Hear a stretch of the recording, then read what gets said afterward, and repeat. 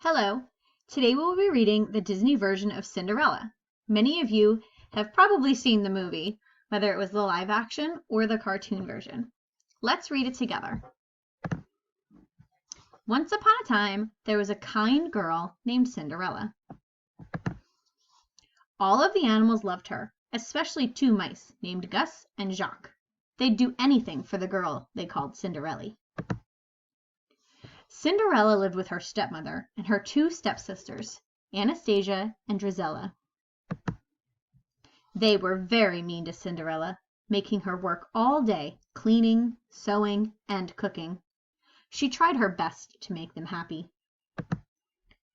Cinderella's stepmother, Lady Tremaine, was cold, cruel, and jealous of Cinderella's charm and beauty.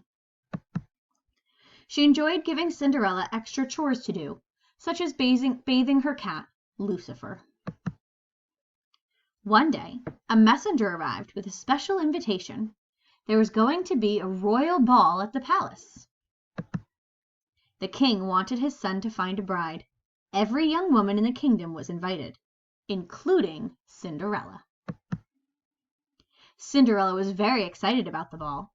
In the attic, she found a dress that had belonged to her mother.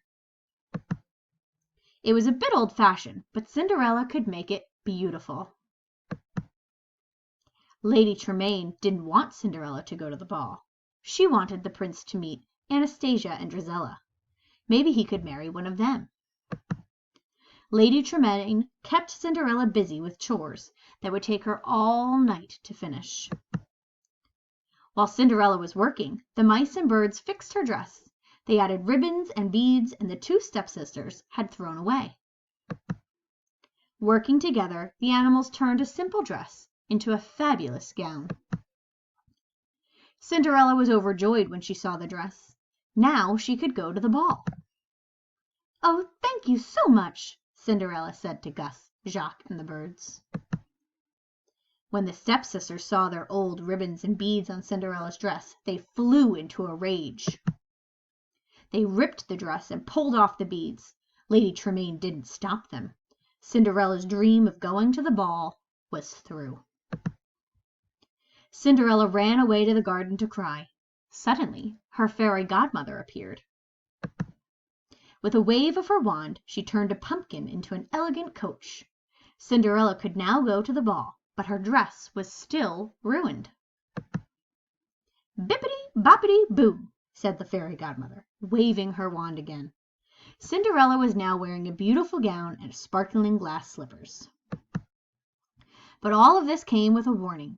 When the clock struck midnight, the magic spell would wear off. At the ball, Prince Charming couldn't take his eyes off Cinderella. The orchestra played, and the prince began to dance with the wonderful girl whose name he still didn't know. For Cinderella, the night was a dream come true. Before too long, the clock began to strike midnight. "Goodbye," Cinderella said, hurrying away. "Come back," called the prince. "I don't even know your name." As Cinderella fled, one of her glass slippers came off.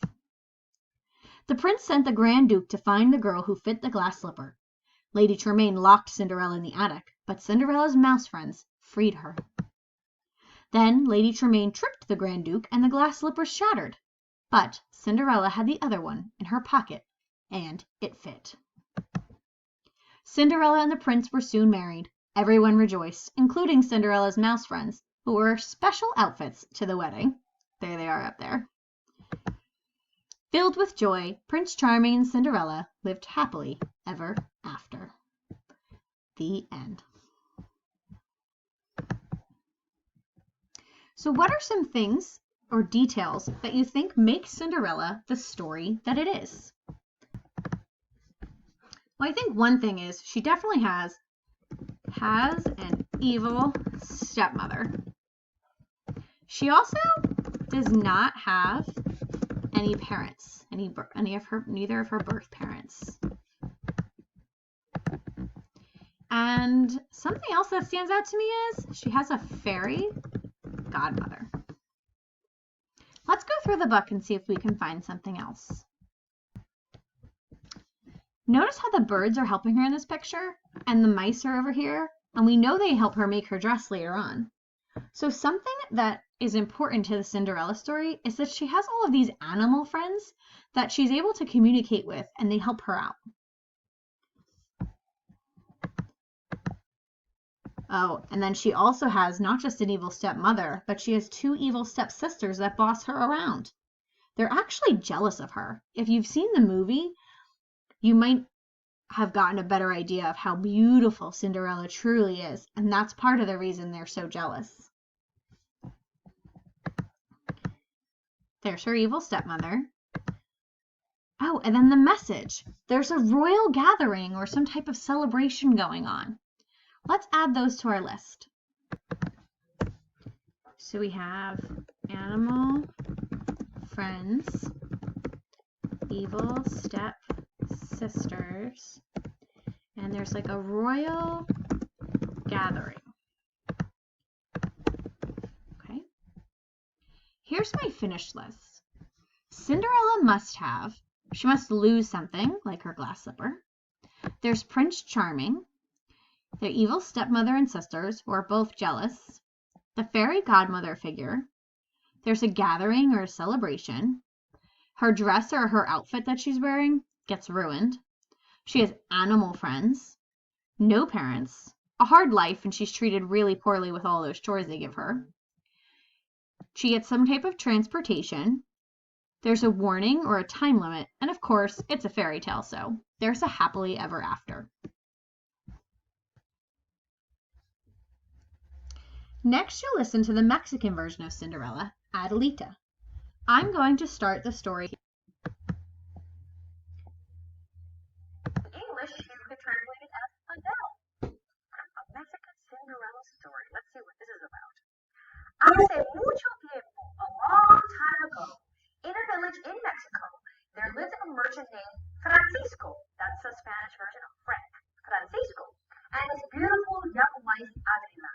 One day, Adela said, Francisco, estamos esperando un bebé.